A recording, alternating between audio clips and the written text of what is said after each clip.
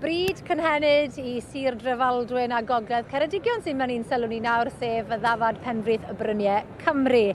Ac yma wrth ochr i'n cadw'r bryd ers ond ddim o beth, mae Mari Davies o Bontarfynach. Croeso ato ni, Mari. Diolch.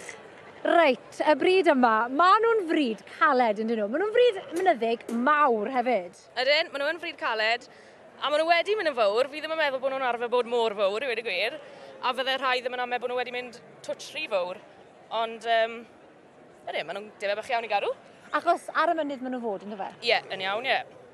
Ond mae da ni bobl o Geredigion, bach o'r gogs, so mae da ti gwahanol teip o ddeiar i garw'r ddafad yn y fyd.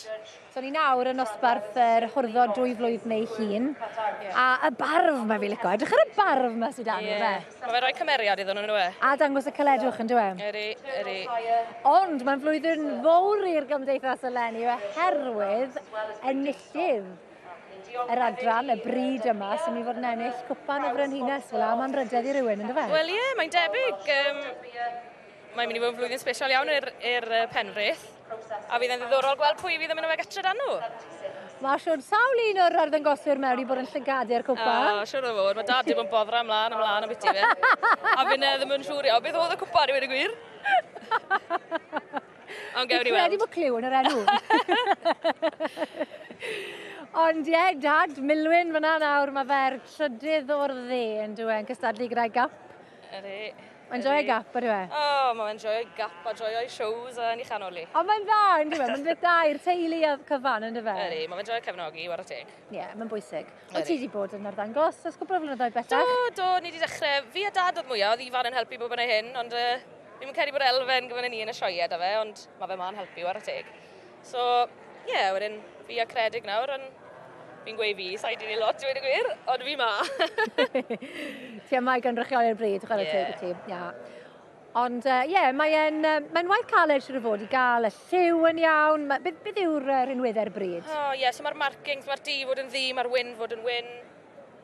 A ti byth yn mynd i cael y markings yn iawn, ti'n gweld rhain i gyd nawr, maen nhw mor wahanol, ynddi nhw? Y got yn eitha caled wedyn. A mae fe gyd i dibynnu, beth mae'r beirniad isau i wedi gwir. Ond beth am y smotiau dion yna? Ble ti'n deheu am weld y smotiau dion yn eich iawn? Ble maen nhw fod? Wel... Yr ôl y llygad yn bwysig yn dweud? Ie, a dros y trwy'n ffora. A wedyn y coesau sy'n ni'n meddwl yn eitha tebyg. Y pengliniau a'r tad. A toriad wedyn rhwng y ddoi, fe? Ie, ambell i ben, ti'n gweld, mae lot yn mwy gwyn ar lleill. So, fi'n cael bod di newid dros y blynydde fyd. Ond mae corff yn bwysig. Ydy. A yn reiddiol, croesiad o'r ddafad fynydd Gymreig ar Ceri yw e. Mae hwnna'n ddiddorol, yn dwi? Wel ie, mae fe'n ddiddorol, ond... Ie.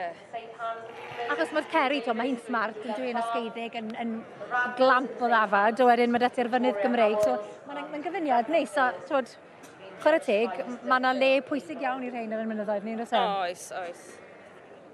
Wel, dyna ni. Tamed i aros pryd yn nosbarth yr hwrddo 2 flwydd neu hun, y Defaid Penfrith Bryniau Cymru. A nhw'n ni adael i am ychydig ac fyddewn ni nôl i weld pwy fydd Mr Bryniau Jones o Glwyd yn gosod yn y safle cyntaf yn hwyrach mlaen. Y Penfrith Bryniau Cymru sy'n mynd i sylw ni nawr ynghylch y Defaid. Mae'r beirniad wrth i nawr, mae wedi gosod rhyw fath o drefn. A dwi'n meddwl bod ni'n mynd i gael cynlyniad o ymhen dim amser. Mari o Bontarfynach. Mae'r dad a dy bartner yn y cylch. Mae'n gweld Milwyn fan hyn ar y pen. A Credig, wedyn dy bartner nesaf draw iddo fe. Dwi'n meddwl bod y beirniad ar fi'n gwneud i benderfyniad. Ydy we, Mari? Wel, mae fe'n edrych fel bod e'n...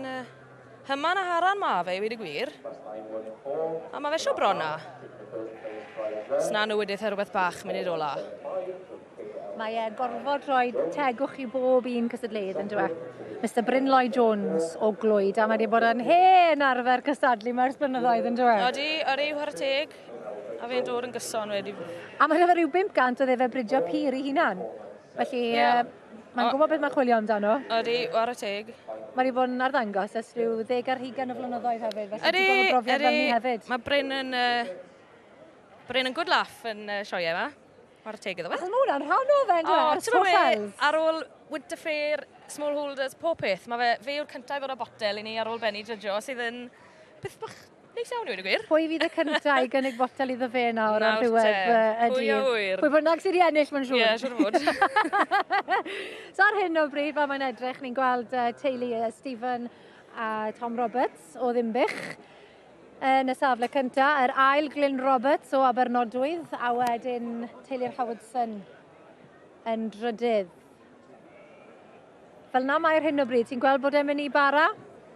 Wel, dwi heb wneud i benderfyniad, ond mae fe siwr brona.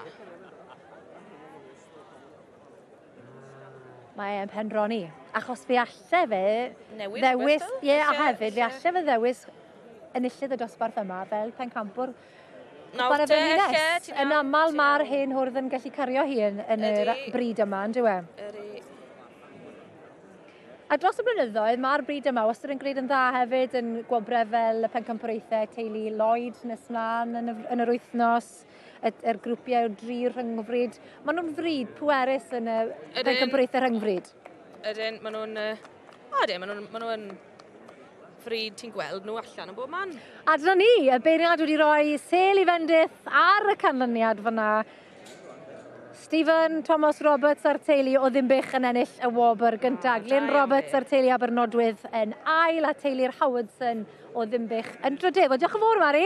Diolch, Mwyner. Rhaid fi ni gael sgwrs gyda'r cymeriad enfawr yma. Ni'n cael sgwrs bron yn flynyddol yn y sioe, achos maen nhw'n deulu llwyddiannus iawn.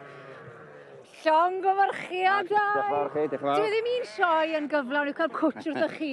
Na chdi. Chi wedi bod yn gwneud yn dda iawn dros y blynyddoedd? Do, da iawn i ddweud gwir. Pam y bryd yma? Beth sy'n mor arbennig yn dal? Mor hawdd i wyna, maen nhw mor hawdd i cadw.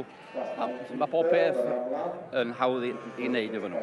Dwi'n meddwl so. Mae'r wraig yn mynd i copio nhw.